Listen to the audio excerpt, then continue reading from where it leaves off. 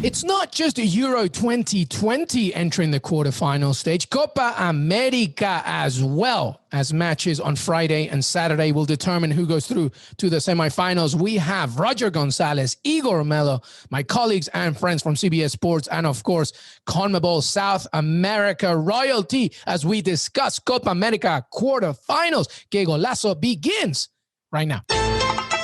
Hey, everybody, welcome to Qué Golazo on this Wednesday. And listen, it's been Euro 2020 heavy for a long time, and we get it. It's been an amazing tournament. Guess what? South America needs to represent right now, and South America is represented today on Qué Golazo. We have, first of all, our website editor, guru, Igor Mello. What's up, my man? Fala, Luis. Tudo bem? So we know where Igor is going with our Brazilian hero right here with us. And of course, we have to welcome Roger, the king, el argentino. Look at that shirt. Roger, how are you, bud? Roger Gonzalez in the house. Doing great, man. How are you? I'm good. Very excited to have both of you here. As we mentioned, everybody, it's been Euro 2020 heavy in Qué Golazo, and rightly so. But we got to represent Copa America, of course, and we enter the quarterfinal stages. We're going to talk about those games. But first of all, I just wanted to get a sense. And by the way, if you go on cbssports.com, you can read all of Roger's reports and articles and updates on Copa America as well. Let's begin with you, Roger. Just give me what have you made of Copa America so far? Obviously, it's been a tough one to try and logistically figure out. Just two groups, only four teams made it. You have to literally try to not make it to the knockout stages. Give me your overall sense of Copa America. How have you seen it? Yeah, I mean, to me, it feels like it almost hasn't started in a sense because the games really have kind of been watered down because of that format. You know, you have 20 games to eliminate two teams. Most of us assumed Bolivia and Venezuela wouldn't make it through, which is what happened. And so now, you know, having the quarterfinals coming up this week, it really feels like things are going to get going and obviously much more importance with these matches. And I was surprised that maybe we didn't see as much rotation from some teams. Like with Argentina, I felt like Messi really didn't need to play much at all against Bolivia, if at all.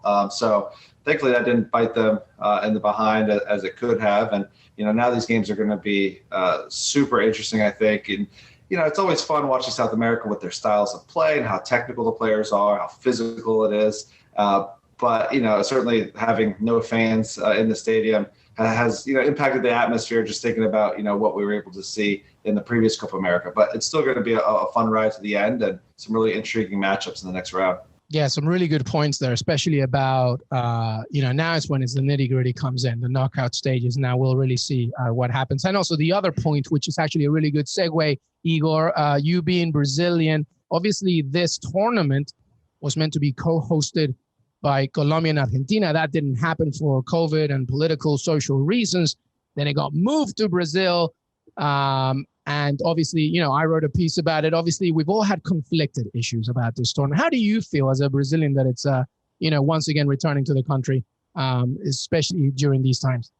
It's tough, right? I think we were in Denver for the Nations League, talking a little bit about it. It's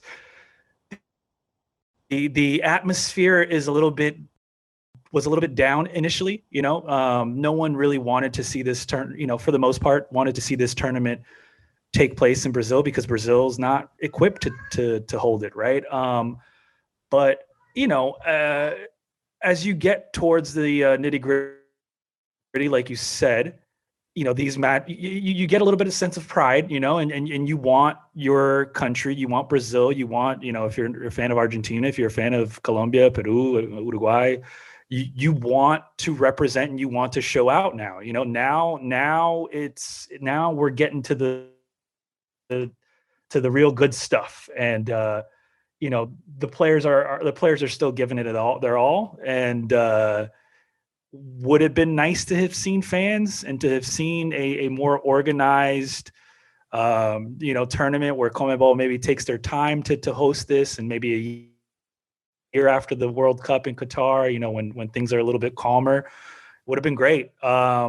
Right now, I guess we have to make the best out of it, really. And the players have complained themselves about the pitch, the surfaces, and everything, you know. And that goes to show, like, just there wasn't enough time to prepare for this. No one expected Brazil to be hosting this. You know what I mean? Yeah, no, absolutely. Nobody really expected. There were moments when I actually thought the tournament wasn't going to happen at all, just because it was just such a mess.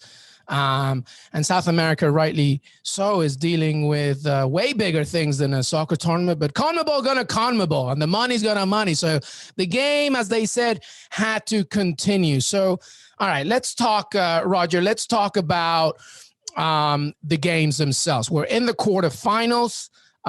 We are now dealing with basically the teams that we expected, as you mentioned. So I'm just going to quickly tell everybody the situation. Brazil, of course, the king, continues to deliver. I know Igor is smiling right now. They're doing so well as they continue. But here's what we have it. On Friday, we have Peru against Paraguay, 5 p.m. Eastern, and Brazil against Chile, 8 p.m. Eastern.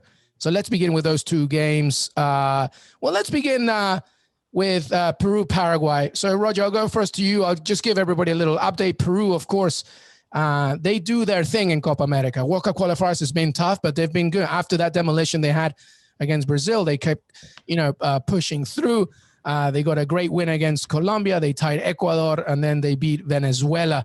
Ricardo Gareca's side has always made it. Well, not Ricardo Gareca's side, but La Blanquirroja has always made it to the knockout stages in Copa America. It's a good tournament for them. But now they face Paraguay without Miguel Almirón, I believe. How do you see this one, Roger?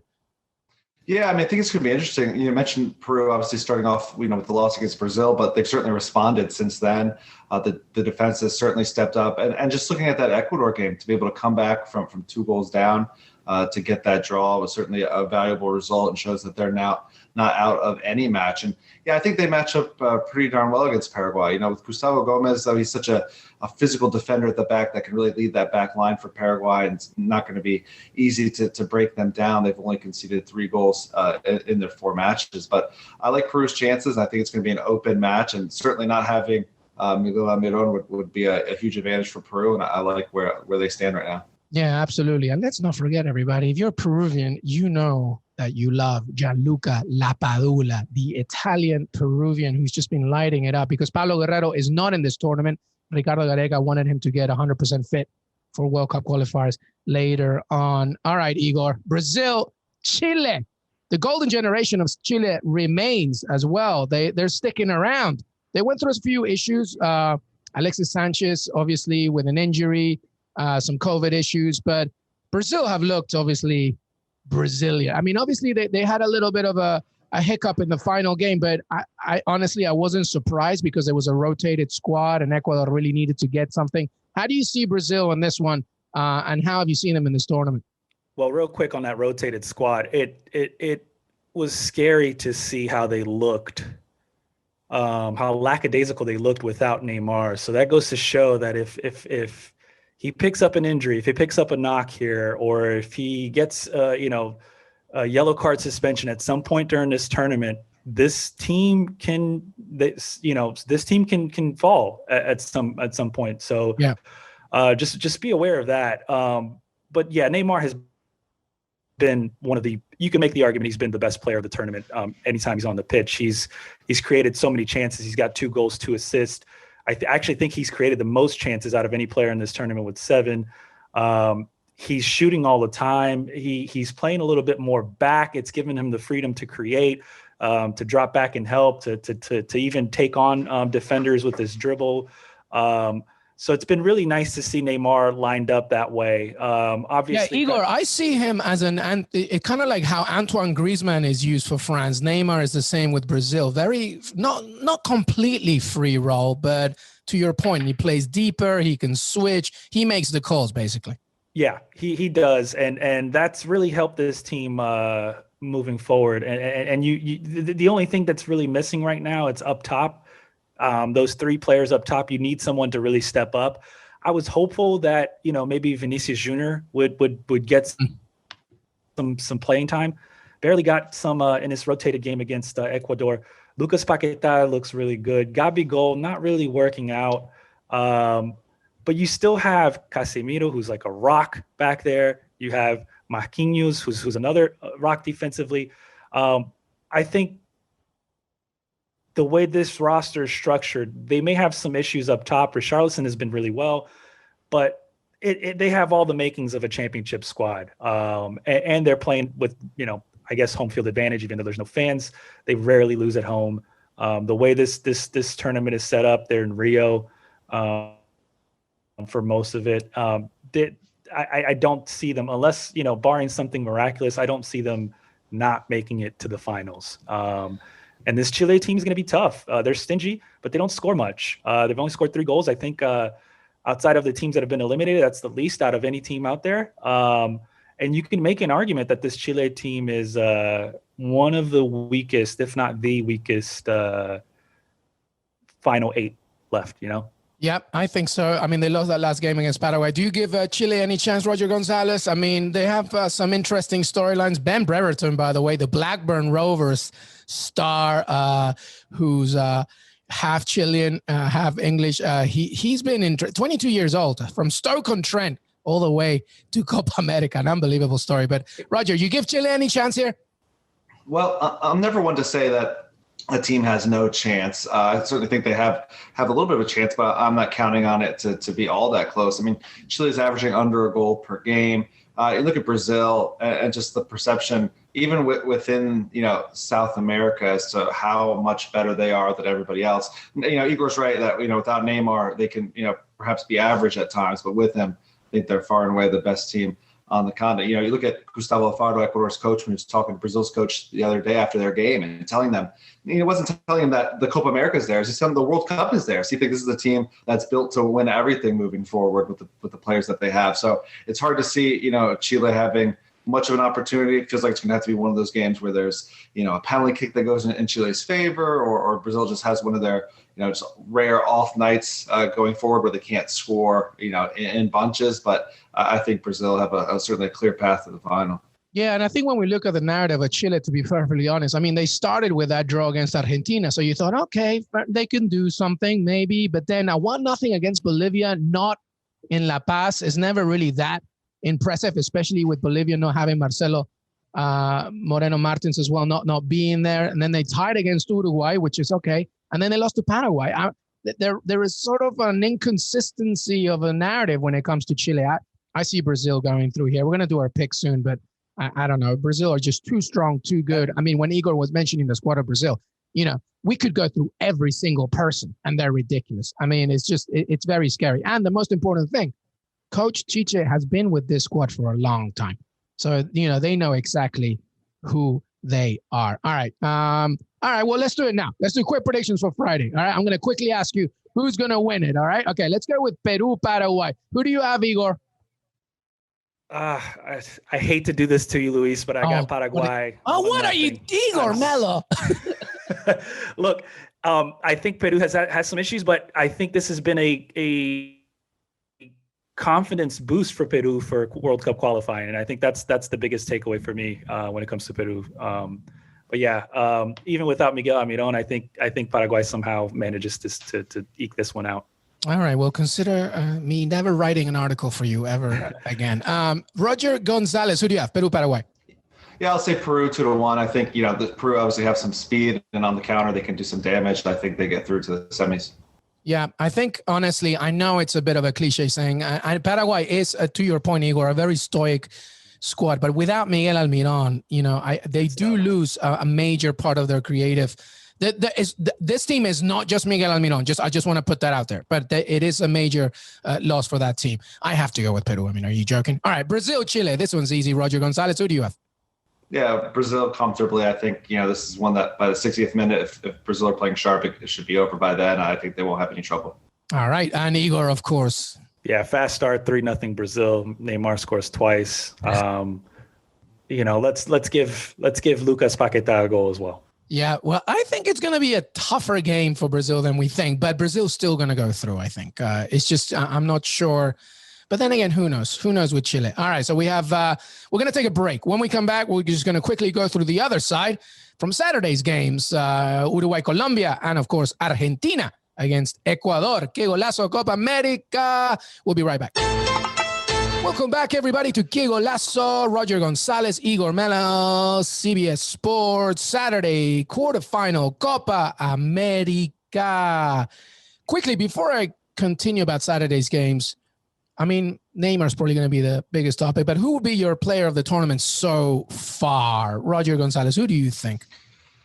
Yeah, I think, outside of Neymar, looking at, how kind of surprising Argentina has been able to play, I think, looking at someone like Papu Gomez, who's come into the side and has really helped change this team and their quality and attack, he's been really, really good. People are already talking about him as, see that missing piece needed next to Messi for them to find some form of cup glory. I think he's been fantastic and has earned every minute he's gotten. Yeah. Igor, who do you think? Yeah, I agree 100% with Roger. I would pick Neymar, but let's put Neymar aside because we've talked plenty about him already. Messi looks comfortable, man. And I haven't seen Messi look this comfortable for Argentina in a while. And that's because he has Papu Gomez on the left, Sergio Aguero on in front of him, and then Di Maria or Angel Correa to the right. This Argentina team looks a little different than the usual Argentina teams. And when you get a loose Messi, anything, the sky's the limit. And that's why I said Brazil probably destined to make it to the final. But if it's Brazil, Argentina, watch out, man. That's going to be fun. That is going to be fun. And that's what the finals, July 10th. July 10th, that could be a major, major day. I think that's also the Euro final as well. But yeah, Messi to me, he's already the leading goal scorer. He's 2 away from matching Pelé, I believe, for the most goals by a South American for their national team. And I think he's going to get there before this tournament is over if things go his way. Yeah, not just the leading goal scorer, the leading in assists as well. He also has 2 as well. So, he has a fire in him, right? He knows he's never won this tournament. We talked about rotations before, right? Argentina has not rotated. Messi has not missed a minute of games. Given that the pandemic and the shortened schedule and everything like that, Messi has played every single minute for Argentina. And I guarantee you that's Messi saying to Scaloni, you are not taking me off. I am playing every single minute. I don't care what happens to me. And Scaloni's like, all right, I'll do it. And so he has. By the way, the other thing is, not to be too Villa here, but having somebody like Emiliano Martinez between the sticks also helps, in an inconsistent, because the weakest part, Roger, of Argentina, I would say, is at the back, right? So you need to make sure that that's solidified. How do you see that? Yeah, I mean, Martinez has been good, but also some of these players that have come in defensively have really stepped up. Whether it's Christian Romero of Atalanta, who was the Serie A Defender of the Year, Pesela from Fiorentina, Lisandro Martinez from Ajax. They've all been really, really good. And it's surprising to see an Argentine defense that has performed so well. It has been able to limit teams, just kind of bombarding them with goals. I mean, for years, we've had this Argentina national team with these big names that really just didn't gel together well. And there's some that are still there, whether it's Otamendi or Aguero, even though he's had some success in the past scoring goals, he just hasn't, had much of an impact with the national team in recent years. So I think, having this young blood in the team that has been able to come in and change things up, I feel like they've progressed so much since the last Copa America. And I think there's a belief that this team actually has a chance to win this competition, where in past editions, it was, felt like a foregone conclusion that they didn't have enough. Yeah, and by the way, I think Messi needs to win it because, as of midnight, he's not going to have a club. So he might as well, get something going, right? Yeah, you got to improve his stock, right? Like, this is all about his stock.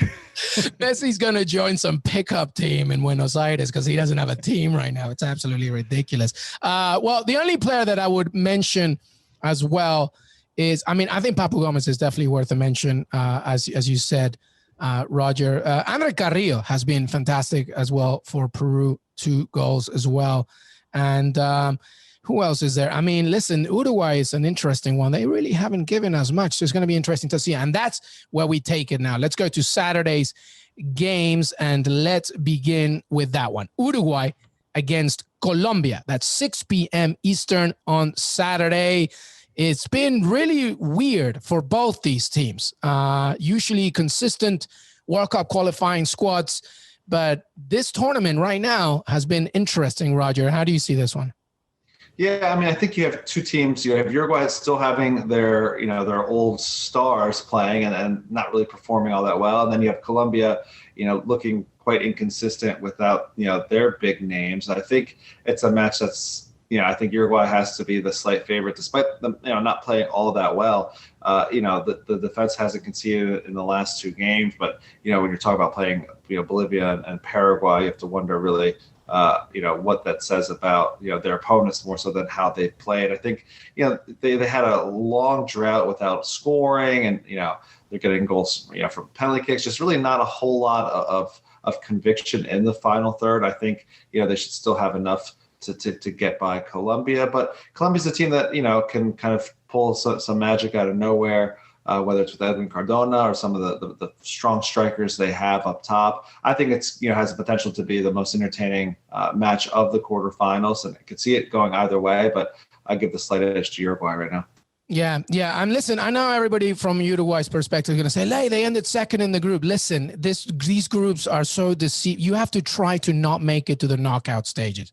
Okay, just everybody needs to know that they lost to Argentina in the first game. They tied with Chile. Okay, they beat Bolivia and then Paraguay. So they're, it's a little deceiving their results because I'm still not buying into it despite it. From Colombia's side, I think Reinaldo Rueda, we have to remember, who used to coach Chile. I don't know if his system fits what Colombia want to do. And granted, Roger, when you don't have James Rodriguez, Juanfer Quintero as well, who wasn't allowed to travel as well because he plays in China, it's going to be a problem. Igor, Uruguay, Colombia, who do you have? Real quick, let me read the Copa America futures from our good friends at William Hill. Let's go. Brazil, minus 150. Argentina, plus 225. Uruguay, plus 1,000. Colombia, plus 1,800.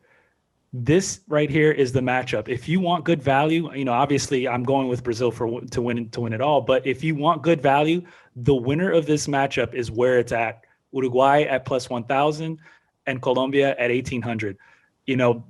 Cuadrado being out with a yellow card suspension is brutal for Colombia. Great point. Yeah, and I think the demise of Cavani and Suarez, I think greatly exaggerated. I think they still can pull a rabbit out of a hat every once in a while and do enough here in this tournament. You only need 3 more wins to get there, right? Cavani's 14 shots, 2 goals. Suarez 13 shots, 1 goal. And then my Flamengo boy, De Arrascaeta, he hit the post twice against Paraguay. He's like the conductor there, and he hasn't played the full 90, but he has his moments. And I think that for this one, I think Uruguay gets the slight edge here, and wouldn't surprise me at all if Uruguay makes a deep run into this tournament. Give me those odds again. Brazil leading that one, right? Yeah, minus 150. So you're not getting much. So don't even bother about Brazil. There's no point. Argentina plus 225. You're at That's not terrible. It's not terrible. But then Uruguay, then you get to the thousands, and that's Uruguay at 1,000 and Colombia at 1,800. And I think, if you want to be, if you feel a little sneaky and you want to go with Colombia, great. If you want to be a little safer with Uruguay, I think that's not a bad one. That's not a bad value pick right there. And I got to tell you, everybody, this is not as, in Euro 2020, I feel that there's much, even though we've had some surprises, there's still a narrative that's being followed in Euro 2020. Copa America is an absolute shit show. Yeah, as soon as you enter the knockout stage, honestly, I think Brazil is a cut. I've said it from day one. They're a cut above anybody else. After that, it's anybody's game, to the point of I wouldn't be surprised if, Argentina go through a few issues and stuff. So, it's a good point. I think Uruguay over 1,000 is a very good bet. And traditionally speaking, this is Uruguay's tournament. Like, right. They have dominated Copa America over the years, dating back to the early days, right? And, we watched the Sweden-Ukraine game. We saw that dirty tackle, right? That's just a normal Tuesday in CONMEBOL in South America. Yeah, I saw right? Roger's tweet as well. It's so true. That everybody's like, it's a red, it's criminal. In Copa America and in South America, that's just a warning. That's just a warning. And if you're Brazil and Argentina, those teams are going to be physical. They're going to play a physical game to get you off your game and cause some scuffles and just really just muck it up, right? So yeah, I wouldn't put it past seeing Uruguay or Colombia making a run. Yeah, well, there you have it. All right, Roger, let's go to Argentina, Ecuador. That's a Saturday night, 9 p.m. Eastern game. We've talked highly of Argentina. They have, I feel, a different type of eye of the tiger here. They really want to go for this. They really want to win it. Lionel Messi knows that this could be his final one. I mean, we don't know, but he definitely feels like he's up for it. How do you see this one? Yeah, I mean, I think, Ecuador is a team that has been able to play Argentina pretty well in the past. I remember, they opened up qualifying with a draw at La Bombonera. And I think, certainly you have to view Argentina as the favorite here. It's certainly one of those matches where Ecuador have the potential and the speed to cause some trouble. But I think Argentina has this convincing style of play that we haven't seen, that we really hadn't expected to see, for a while. I feel like this is a national team that for the longest time has been, Messi and very little else, and him having to carry the team. But now it feels like he can rely a bit on some of these other guys, Papu Gomez specifically. Lautaro Martinez hasn't been overly convincing. Obviously, he's been so great for Inter Milan, and people are waiting for him to kind of find that cohesion with Messi, with the national team, like they did forever with Paulo Dybala. And if that can come, if one of the strikers can kind of connect well and really step up, be it him or Aguero, I think this team certainly has a chance to make the final. But they shouldn't have much of a problem with Ecuador if they continue playing as they have, and if that defense can continue to remain composed, which has been quite the surprise. Yeah, absolutely. Ecuador is a very good team, but I just want to remind everybody, they haven't won a game yet in Copa America. They've made it to the knockout stages. They lost to Colombia, and then they tied against Venezuela. They tied against Ecuador. They tied against Brazil. Granted, a very good point against Brazil, but it was a rotated Brazil. Igor, do you see Ecuador having any chance here, or is Argentina going to smoothly go through? Look, they played Brazil tough. Yes, it was a rotated squad. They played Brazil tough. They are not going to be intimidated by Argentina. Problem is, Moises Caicedo and Valencia are all knocked up. I don't know their status for the game, but if they're not 100%, they don't have a chance. I think Argentina, 2 goals at least, they advance. Was Gonzalo Plata back for the Brazil game? Did he return? I don't recall, but let me check on that, because here's the thing about Ecuador, everybody. When you're talking about raw talent, just natural talent, Ecuador is unbelievable. They have so many. The problem has always been a structural thing, a collective sense of understanding how to win games. And also the marathon thing. They always begin really well, especially in qualifiers. And then as the game continues, they start to fiddle down. And you mentioned Moises Caicedo. That's a big problem. Ener Valencia, on par and being Ecuador's greatest all-time scorer. They have players. But I'm looking here. Gonzalo Plata did come in that game. So, he's a player that can maybe help. But I don't know. It's going to be too tough for Argentina, I think. What do you guys think? Igor, final point. It's got to be Argentina all the way, surely. Yeah, 3-1 Argentina. I think Messi scores at least 1. He inches closer to Pelé, and they just ease on to the semis. Roger? Yeah, I'd say probably something similar, maybe 2-0 to Argentina. But I think Ecuador is going to sit back and try to go on the counter. That's what Gustavo Alfaro has liked to do for a while. And, it wouldn't surprise me if it's really close late, but I think Argentina have enough. Yeah, once the first goal scored, that's when things are going to really open up. Yeah, absolutely. All right, well, we asked about that one, but all of us think Argentina. Let me just confirm again. Roger, Uruguay, Colombia, who's going through? Uruguay, 2-1. Igor? 1-0 Uruguay. Interesting. All right, so let's see here. Ultimately, who is your Copa America winner? Roger Gonzalez, who is it? You can even say a final if you have it in your head.